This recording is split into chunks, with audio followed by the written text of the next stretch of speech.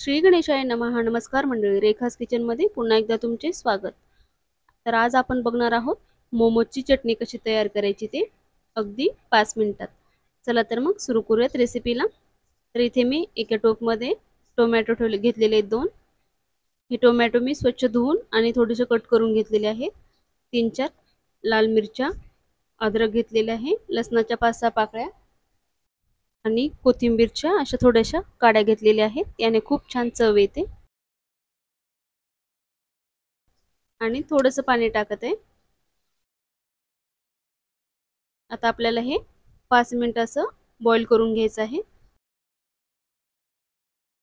जोपर्यंत टोमॅटोचे साल्टे निघत नाही तोपर्यंत शिजवून घ्यायचं आहे. हे बघा अशा प्रकारे. आणि हे थंड करून घ्यायचं आहे. तर आता हे थंड झालेलं आहे. आता आपण हे मिक्सरला बारीक वाटून घेणार आहोत.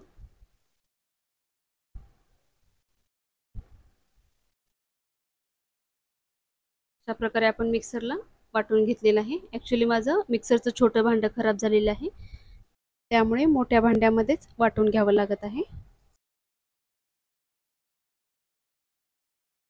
तर इथे आपण आता कढईमध्ये लसूण टाकून घेऊयात. बारीक कट करून घेतलेला आहे लसूण.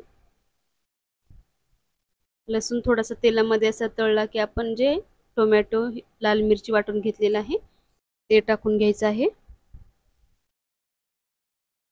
तुम्ही बघू शकता लसूण थोडासा मऊ झालेला आहे, थोडासा ब्राऊन झालेला आहे. आता आपण टोमॅटो टाकूयात.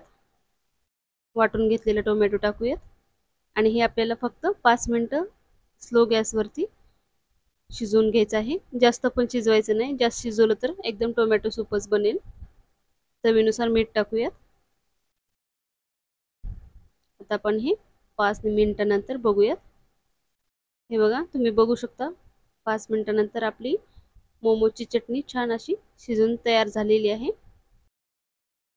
मी माझ्या चॅनलवर मोमोजचा व्हिडिओ पण अपलोड केलेला आहे. त्याची लिंक पण या चटणीच्या डिस्क्रिप्शन बॉक्समध्ये देत आहे. तुम्ही पण नक्की बघा आणि नक्की अशा प्रकारे मोमोज आणि मोमोजची चटणी ट्राय करा. खूप छान बनली होती. तुम्हाला पण नक्की आवडेल.